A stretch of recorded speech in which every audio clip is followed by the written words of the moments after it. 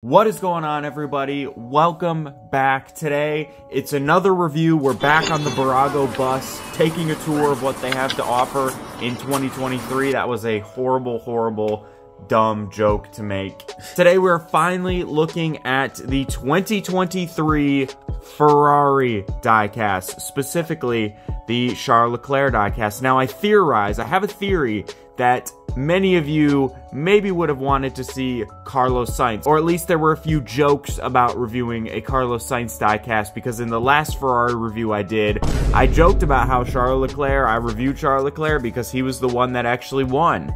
And of course, you know, yeah.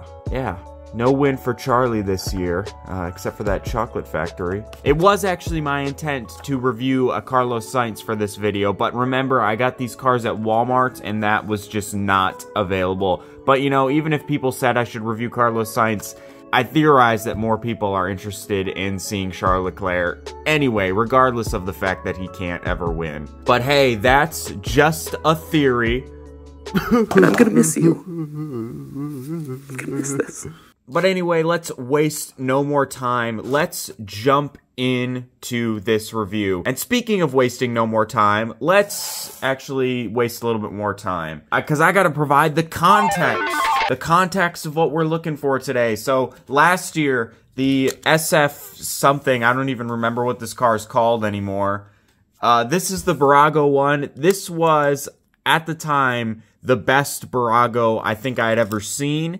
It's a pretty good quality. The painting's good. I just think the red on this Ferrari looks really good. Ignore the fact that it's broken. I have no idea how that happened. This is actually what kind of propelled me to get the Look Smart Ferrari, because I thought it would look super good. Overall, you know, this was a really good car. And Barago is known for their Ferraris, so they usually go the extra mile with them. But this year, man, the Baragos we have reviewed so far have been great.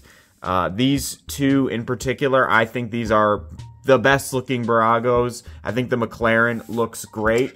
And we also briefly looked at the Sergio Perez in the other video, the Walmart video. And I think this one looks pretty good too, although Red Bull always looks the same, so it's really kind of hard to tell. So now we are jumping into the Ferrari. The Ferraris are usually the best, and we've already got some really good cars. So I have high expectations for this car. Will I be disappointed? Well, I usually am. That's life. None of that existential crisis bullshit, though. Let's jump into this car. It's taped, and I'm using a fucking screwdriver to get the tape out. Now, remember, this does come in a collector case. No driver figure, though. This is the weird Walmart version of the car. These cases used to be really hard to get off, but I've had good luck. Yeah, I did. Just throw this off to the side real quickly. And behold, the Ferrari in all of its enhanced glory. And Charles Leclerc, who cannot win. Now, this doesn't say what Grand Prix this is from. However, I'm pretty sure that this sort of bathtub scoop design, they got rid of it later in the season. I don't remember when exactly. Be sure to chime in the comments if you know. But I don't think this is how the car looked at the end of the season. My guess is that this is the Bahrain spec of the Ferrari, maybe even the preseason testing. That's usually what these Barago cars are based off, the first few races of the season. But it doesn't say. Let's get it off the base and take a closer look at this car. And here is the car off of the base. The Ferrari SF23, driven by Charles Leclerc.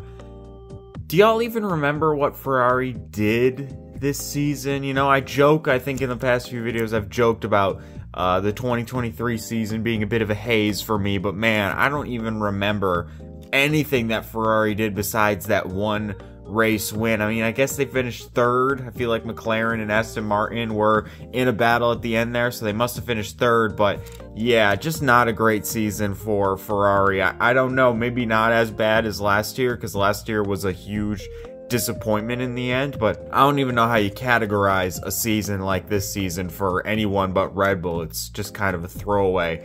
Alright, so the first big detail that I've noticed about this car is the line work on this car, the lining detail on this car. I'm going to flash up real quickly pictures of the Look Smart 2022 Ferrari. Look at the line work on the side pod, where on the real Ferrari, the panels of the side pod come together. Now, if you take a look at the Barago from last year, none of those details are there in the line work. There's some right here, but specifically right around here, there's absolutely nothing except for right here where literally on this diecast, the diecast chassis and the shark fin, the plastic shark fin, come together. That's what that line is about. But none of the other line details are there.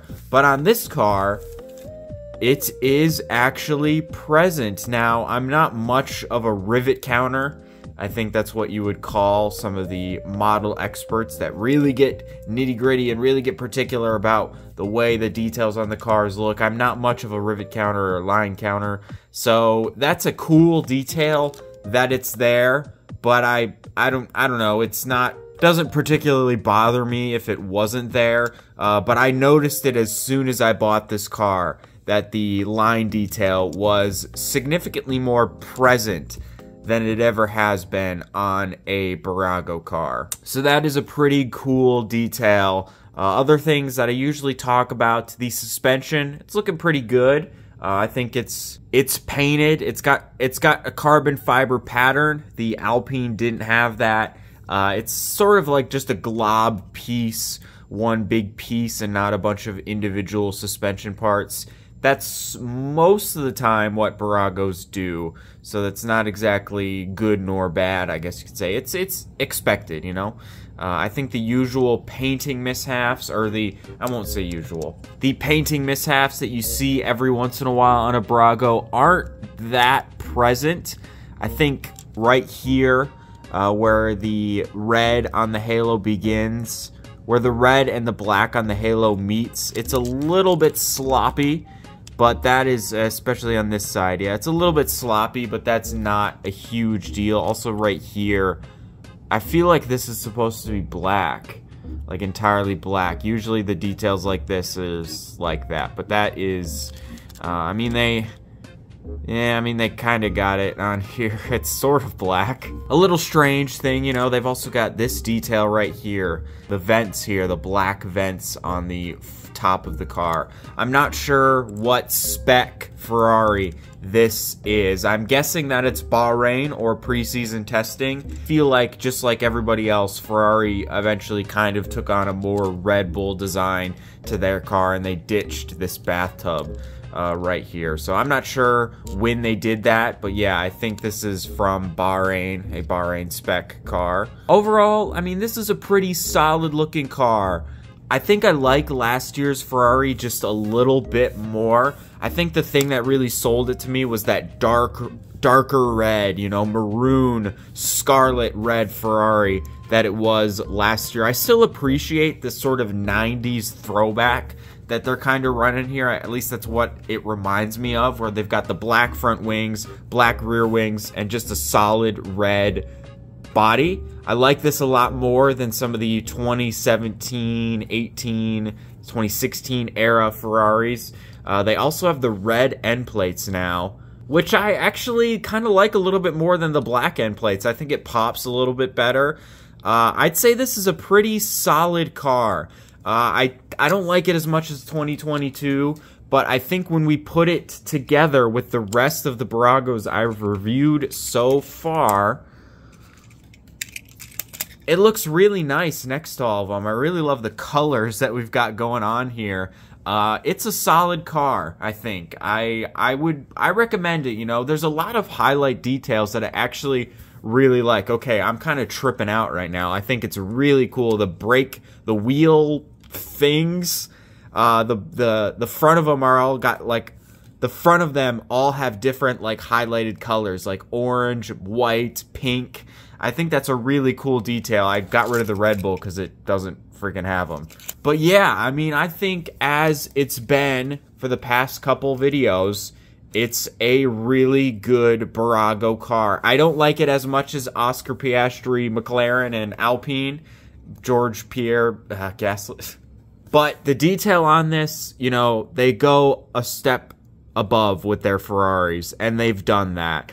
I think the lining detail is probably a little bit thick. I think it's a little bit too obvious, you know. It is very noticeable. I think on the Spark or Look Smart or Mini Champs, the lining detail, it's present, but it doesn't really catch your eye, you know. It's like, oh yeah, it's there, but it isn't distracting. I think this is a little bit distracting almost, but maybe it's just because I've never really seen it before. Also, maybe I'm insane and have looked at too many Barago cars in my life.